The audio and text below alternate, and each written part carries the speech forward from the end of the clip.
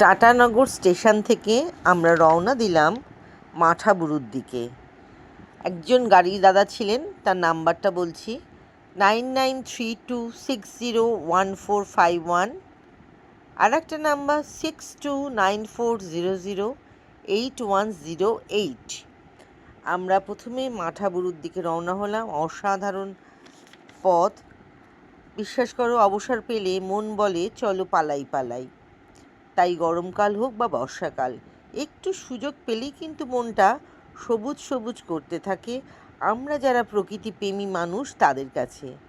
ভ্রমণ মানেই মনের কোনায় এক টুকরো দুর্বলতার জায়গা। প্রকৃতির রূপ একবার যে দেখেছে সেই মজেছে। প্রকৃতি তার বিভিন্ন সময় নিজেকে সাজিয়ে তোলে নানা রকম রং বেরঙে। এইটা হলো আপার ড্যাম। তার আগে আমরা মাঠাবুরু দেখালাম আপনাদের। অসাধারণ এই আপার ড্যাম, চারদিকে পাহাড় আর একদিকে ড্যাম। এখানে বিদ্যুৎ সরবরাহ করার জন্য সব রকম ব্যবস্থা রয়েছে। ভীষণই সুন্দর, দেখুন, সত্যি মুগ্ধ করা জায়গা। পুরুলিয়া মানেই সত্যি সত্যি প্রকৃতি। আপনি সে লোয়ার ড্যাম যান, আপার ড্যাম যান। এবার আমরা আসলাম লহরিয়া ড্যামে। এটা হচ্ছে লহরিয়া ড্যামে। বিশ্বাস করুন, হয়তো অনেকেই এখানে আসেন না, কিন্তু একবার এসে দেখুন, লহরিয়া ড্যামের মতো সুন্দর প্রকৃতি অন্য কোথাও মনে হয় পাবেন না। এর পাশেই একটা শিব মন্দিরও ছিল,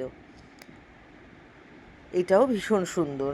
আমার সমস্ত ড্যাম, সে lower dam, upper dam, Lahariya dam, সব ড্যাম আমার ভালো লেগেছে। এইটা আপার ড্যাম, ভীষণ ভীষণ সুন্দর আপার ড্যামও। আমরা এই সব ড্যাম দেখে তারপরে রওনা হয়েছিলাম মুরুগুমার দিকে। কিন্তু কোনো জায়গা ছেড়েই যেতে ইচ্ছে করছিল না আর একটা জায়গায়, কেননা প্রকৃতি এখানে এত সুন্দর। সকালবেলায় সূর্যের কমল আলো যখন পাহাড়ের গা বেয়ে নেমে আসে, তখন পুরো ড্যাম এলাকা সোনালি আলোয় ভরে ওঠে।